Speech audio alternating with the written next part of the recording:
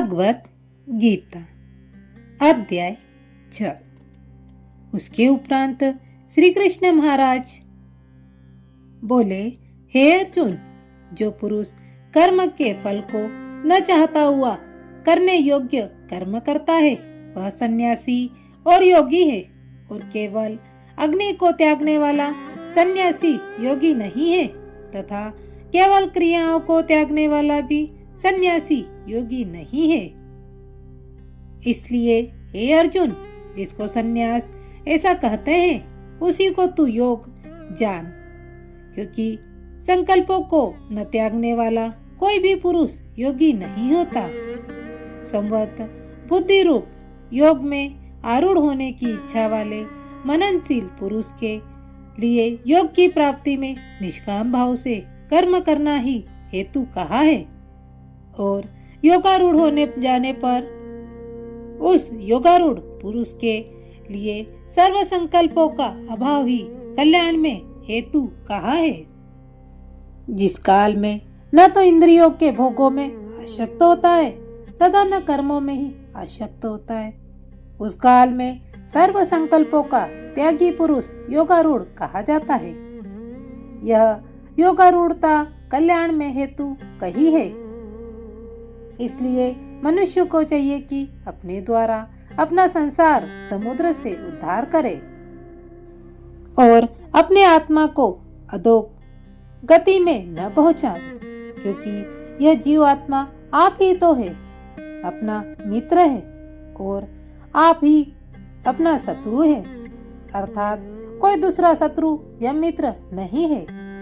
उस जीवात्मा का तो वह आप ही मित्र है कि जिस जीवात्मा द्वारा मन और इंद्रियों सहित शरीर जीता हुआ है, और जिसके द्वारा मन और इंद्रियों सहित शरीर नहीं जीता गया, उसका वह आप ही शत्रु के सदृश्य शत्रुता में बरतता है।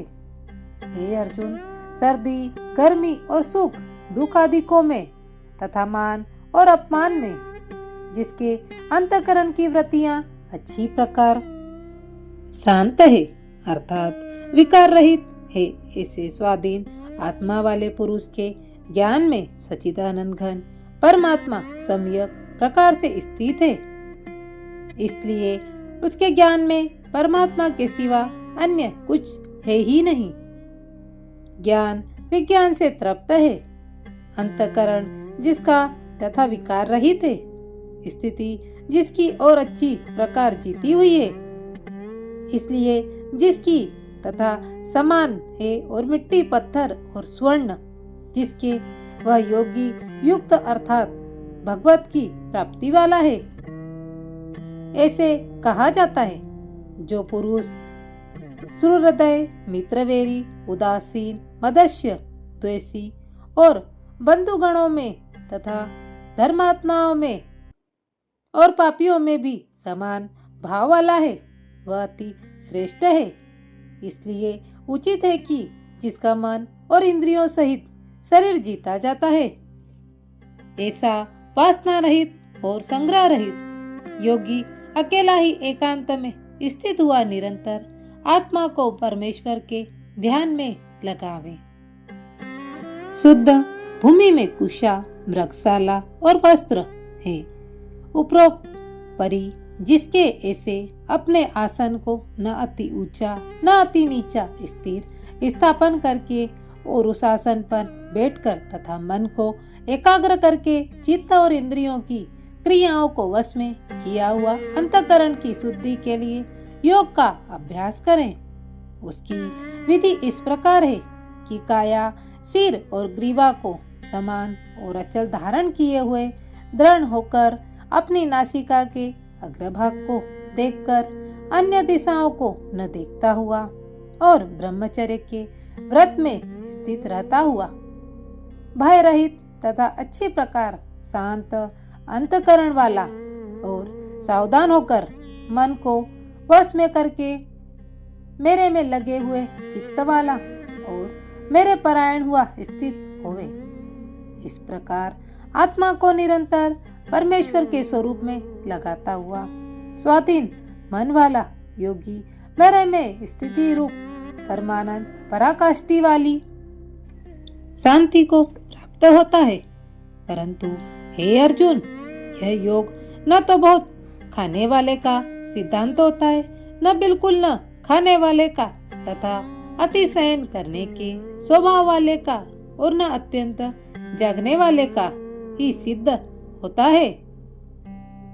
यह दुखों का नाश करने वाला योग तो यथा योग्य आहार और विहार करने का तथा कर्मों में यथा योग्य चेष्टा करने वाला और यथा योग्य शयन करना तथा जागने वाले का ही सिद्ध होता है। इस प्रकार योग के अभ्यास से अत्यंत वश में किया हुआ चित्त जिस काल में परमात्मा में ही भली प्रकार स्थित होता है, उस काल में संपूर्ण कामनाओं से स्पृहा रहित हुआ पुरुष योग युक्त ऐसा कहा जाता है। जिस प्रकार वायु रहित स्थान में स्थिति दीपक जलायमान नहीं होता, वैसे ही उपमा परमात्मा के ध्यान में लगे हुए योगी के जीते हुए चित्त की कही गई है। हे अर्जुन, जिस अवस्था में योग के अभ्यास से निरुद्ध हुआ चित्त उपराम हो जाता है, जिस अवस्था में परमेश्वर के ध्यान से शुद्ध हुई सूक्ष्म बुद्धि द्वारा परमात्मा को साक्षात करता हुआ सच्चिदानंद घन परमात्मा में ही संतुष्ट होता है तथा इंद्रियों से अतीत केवल शुद्ध हुई सूक्ष्म बुद्धि द्वारा ग्रहण करने योग्य जो अनंत आनंद है, उसको जिस अवस्था में अनुभव करता है और जिस अवस्था में स्थित हुआ यह योगी भगवत स्वरूप से नहीं चलायमान होता है और परमेश्वर की प्राप्ति रूप जिस लाभ को प्राप्त होकर उससे अधिक दूसरा कुछ भी लाभ नहीं मानता और भगवत प्राप्ति रूप जिस अवस्था में स्थित हुआ योगी बड़े भारी दुख से चलायमान नहीं होता है, जो दुख रूप संसार के सहयोग से रहित है तथा जिसका नाम योग है, उसको जानना चाहिए। वह योग न तो उकताए हुए चित्त से अर्थात तत्पर हुए चित्त से निश्चय पूर्वक करना कर्तव्य है। इसलिए मनुष्य को चाहिए कि संकल्प से उत्पन्न होने वाली संपूर्ण कामनाओं को निशेषता से अर्थात वासना और आसक्ति रहित त्याग कर और मन के द्वारा इंद्रियों के समुदाय को सब ओर से ही अच्छी प्रकार वश में करके क्रम क्रम से अभ्यास करता हुआ उपरामता को प्राप्त होवे तथा धैर्य पूर्वक बुद्धि द्वारा मन को परमात्मा में स्थित करके परमात्मा के सिवा कुछ भी चिंतन न करे। परंतु जिसका मन वश में नहीं हुआ हो, उसको चाहिए कि यह स्थिर न रहने वाला और चंचल मन जिस जिस कारण से सांसारिक पदार्थों में विचरता है, उससे रोककर बारंबार परमात्मा में ही निरोध करे। क्योंकि जिसका मन अच्छे प्रकार शांत है और जो पाप से रहित है और जिसका रजोगुण शांत हो गया है, ऐसे इस सच्चिदानंद घन ब्रह्मा के साथ एक ही भाव हुए योगी को अति उत्तम आनंद प्राप्त होता है। वह पाप रहित योगी इस प्रकार निरंतर आत्मा को परमात्मा में लगाता हुआ सुखपूर्वक पर ब्रह्मा परमात्मा की प्राप्ति रूप अनंत आनंद को अनुभव करता है। हे अर्जुन, सर्वव्यापी अनंत चेतन में एक ही भाव से स्थित रूप योग से युक्त हुए आत्मा वाला तथा सब में समभाव से देखने वाला योगी आत्मा को संपूर्ण भूतों में गर्भ में जल के सदृश्य व्यापक देखता है और संपूर्ण भूतों को आत्मा में देखता है। अर्थात जैसे स्वप्न से जगा हुआ पुरुष स्वप्न के संसार को अपने अंतर्गत संकल्प के आधार देखता है, वैसे ही वह पुरुष संपूर्ण भूतों को अपने सर्वव्यापी अनंत चेतन आत्मा के अंतर्गत संकल्प के आधार देखता है।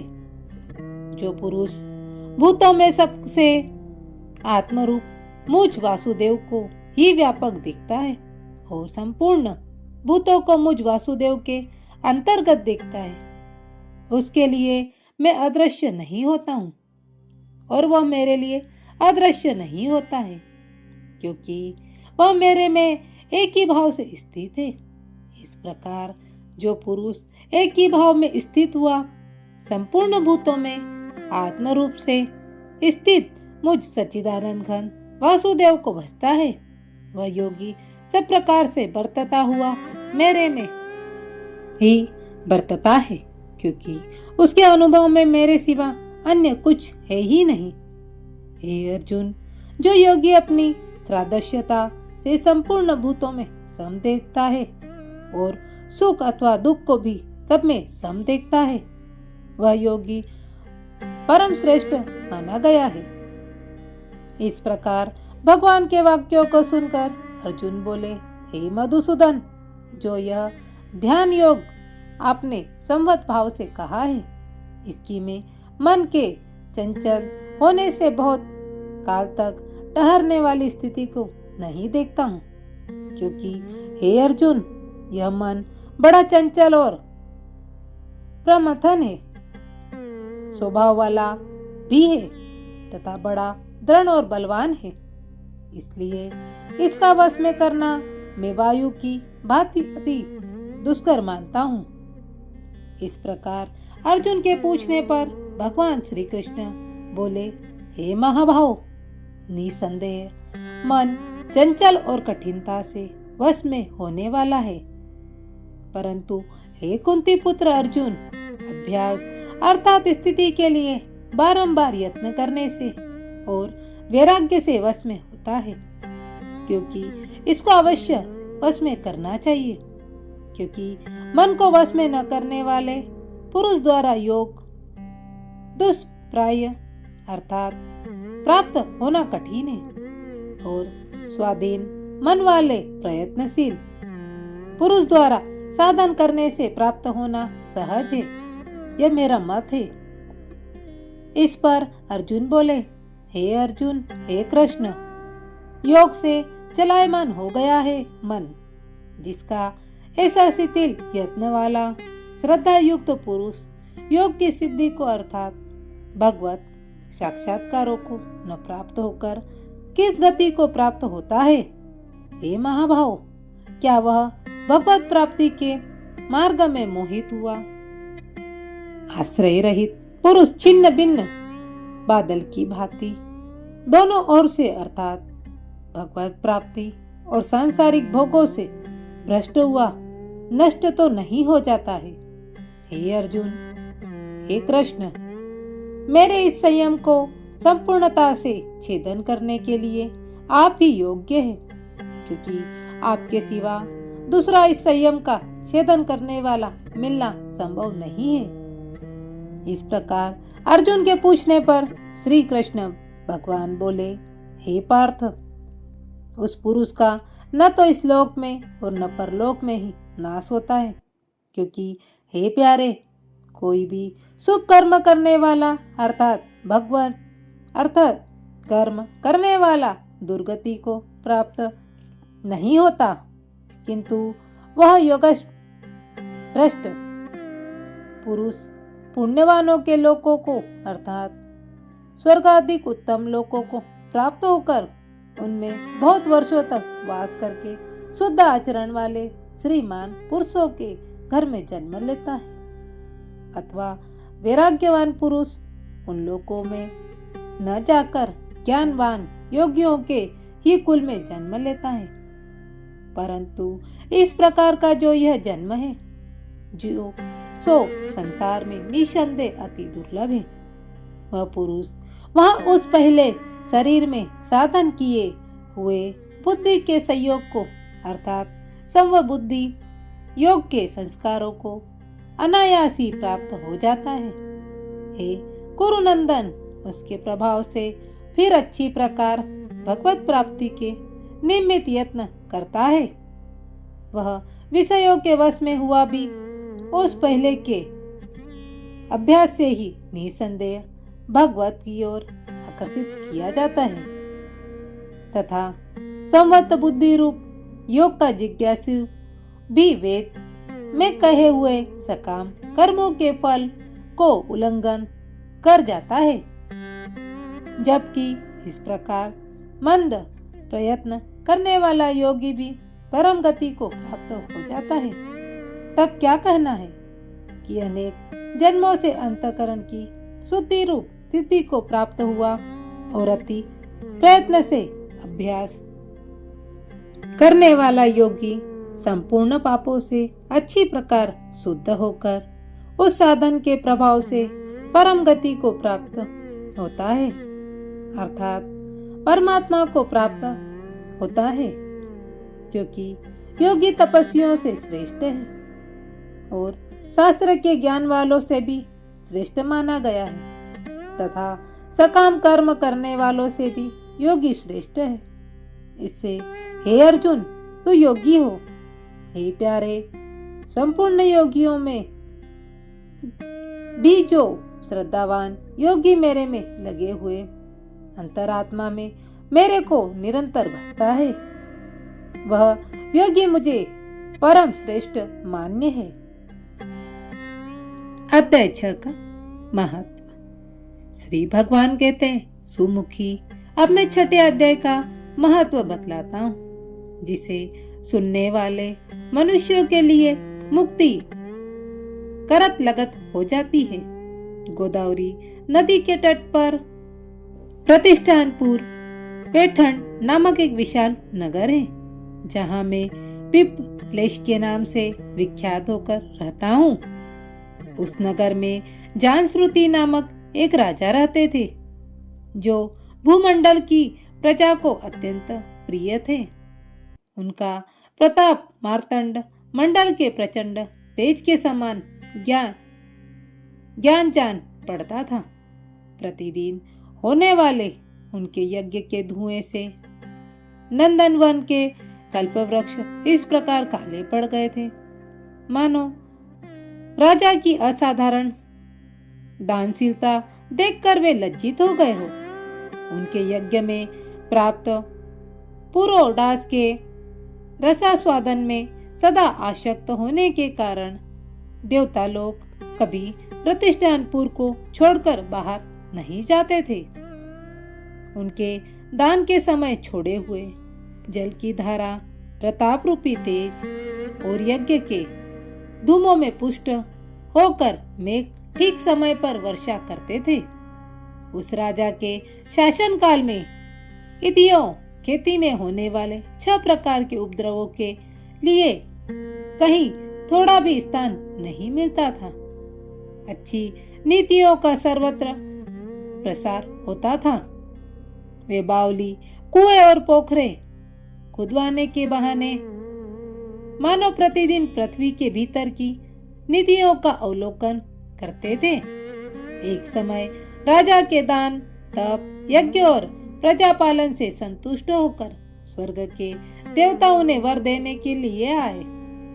वे कमलानाल के समान उज्जवल हंसों का रूप धारण कर अपनी आंखें हिलाते हुए आकाश मार्ग से चलने लगे।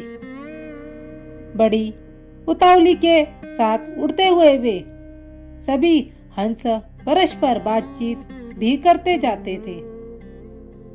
उनमें से बृहदाक्ष आदि 2-3 हंस वेग से उड़कर आगे निकल गए। तब पीछे वाले हंसों ने आगे जाने वाले हंसों को संबोधित करते हुए, अरे भाई बृहदाक्ष, तुम लोग वेग से चलकर आगे क्यों हो गए हो? वह मार्ग बड़ा दुर्गम है, इसमें हम सबको साथ मिलकर चलना चाहिए। क्या तुम्हें दिखाई नहीं देता? यह सामने ही पुण्य मूर्ति महाराज जानश्रुति का तेज पुंज अत्यंत स्पष्ट रूप से प्रकाशमान हो रहा है। उस तेज से भस्म होने का अष्टांक है, अतः सावधान होकर चलना चाहिए। पीछे वाले हंसों के ये वचन सुनकर आगे वाले हंस हंस पड़े और उच्च स्वर से उनकी बातों की अवहेलना करते हुए बोले, अरे भाई, क्या इस राजा जनश्रुति का तेज ब्रह्मवादी महात्मा रेख के तेज से भी अधिक तीव्र है?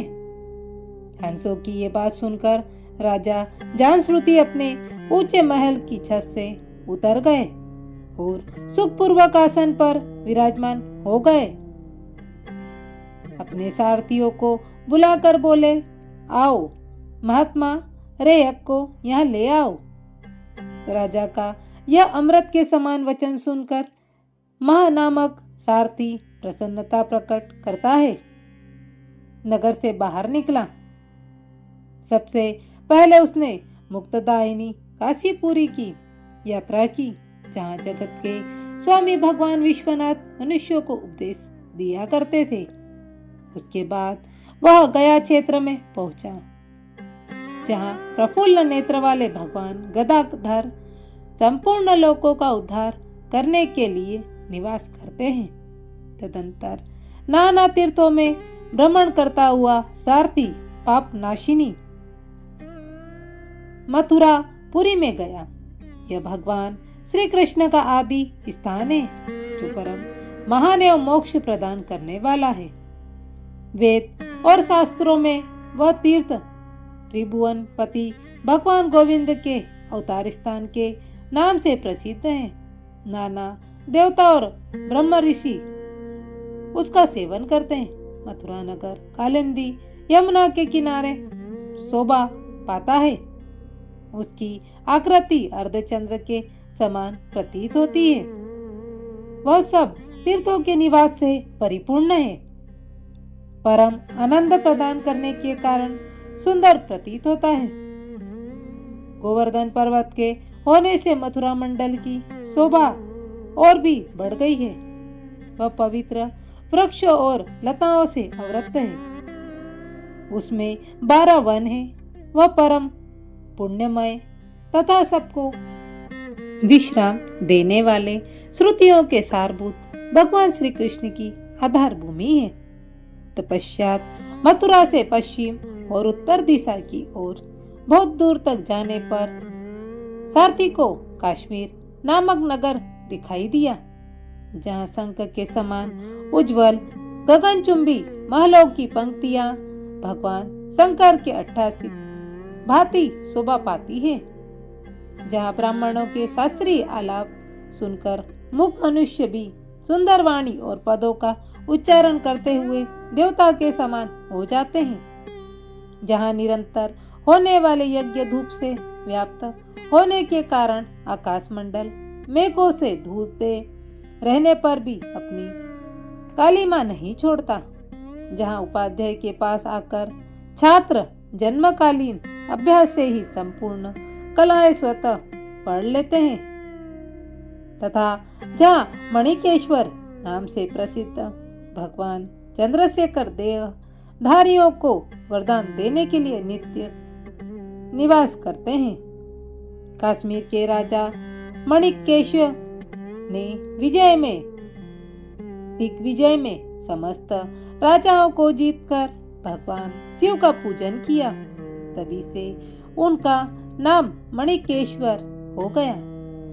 उन्हीं के मंदिर के दरवाजे पर महात्मा रेयक एक छोटी सी गाड़ी पर बैठे अपने अंगों का खुजलाते हुए वृक्ष की छाया का सेवन कर रहे थे। इसी अवस्था में सार्तिकेय ने उन्हें देखा। राजा के बतलाए हुए भिन्न भिन्न चिन्हों से उसने शीघ्र ही रेयक को पहचान लिया। उनके चरणों में प्रणाम करने को कहा। ब्राह्मण, आप किस स्थान पर रहते हैं? आपका पूरा नाम क्या है? आप तो सदा स्वच्छंद विचरने वाले हैं, फिर यहाँ किस लिए ठहरे हैं? इस समय आपका क्या करने का विचार है? कार्तिकेय के ये वचन सुनकर परम आनंद में निमग्न महात्मा रेयक कुछ सोचकर उसने कहा, यद्यपि हम पूर्ण काम है, हमें किसी वस्तु की आवश्यकता नहीं, तथापि कोई भी हमारी मनोवृत्ति के समान परिचर्चा कर सकता है। रेयक के हार्दिक अभिप्राय को आदर पूर्वक ग्रहण करके सारथी धीरे से राजा के पास चल दिया। वहां पहुंचकर राजा को प्रणाम करके उसने हाथ जोड़कर सारा समाचार निवेदन किया। उस समय स्वामी के दर्शन से उसके मन में बड़ी प्रसन्नता थी। सारथी के वचन सुनकर राजा के नेत्र आश्चर्य से चकित हो उठे। उनके हृदय में रेयक का सत्कार करने की श्रद्धा जागी हुई। उन्होंने 2 खच्चरियों से जुती हुई एक गाड़ी तैयार यात्रा की लेकर यात्रा करने गए। साथ ही मोती के हार, अच्छे अच्छे वस्त्र और एक सहस्त्र गोए भी ले ली। कश्मीर मंडल में महात्मा रेयक जहाँ रहते थे उस स्थान पर पहुंचकर राजा ने सारी वस्तुएं उनके आगे निवेदन कर दी और पृथ्वी पर पकड़कर चरणों को पकड़ा, नमस्कार और प्रणाम किया। महात्मा रेयक अत्यंत भक्ति के साथ चरणों में पड़े हुए राजा जानश्रुति पर कुपित हो उठे। बोले, हे शूद्र, तू दुष्ट राजा है, क्या तू मेरा वृतांत नहीं जानता? यह खच्चरियों से जुती हुई अपनी ऊंची गाड़ी ले जा। ये वस्त्र, ये मोतियों के हार और ये दूध देने वाली गोए भी स्वयं ही ले जा। इस तरह आज्ञा देकर रेयक ने राजा के मन में भय उत्पन्न कर दिया तथा राजा ने सांप के भय से महात्मा रेयक के दोनों चरण पकड़ लिए और भक्ति पूर्वक कहा, ब्राह्मण, मुझ पर प्रसन्न होइए। भगवान, आप में यह अद्भुत महात्म कैसे आया? आप प्रसन्न होकर मुझे ठीक ठीक बतलाइए। रेयक ने कहा, राजन, मैं प्रतिदिन गीता जी के 6 अध्याय का जप करता हूँ। इसी से मेरी तेजो राशि देवताओं के लिए भी दुस्सह है। तदंतर परम बुद्धिमान राजा जानश्रुति ने यत्न पूर्वक भगवान रेयक गीता जी के 6 अध्याय का अध्ययन किया। इससे उन्हें मोक्ष की प्राप्ति हुई। इधर रेयक भी भगवान मणिकेश्वर के समीप मोक्षदायक गीता जी के 6 अध्याय का जप करते हुए सुख से रहने लगा। हंस का रूप धारण करके वरदान देने के लिए आए हुए देवता भी विस्मित होकर स्वेच्छा अनुसार चले गए। जो मनुष्य सदा इस एक ही अध्याय का जप करता है वह भी विद्वान विष्णु के ही स्वरूप को प्राप्त होता है। इसमें तनिक भी संदेह नहीं है।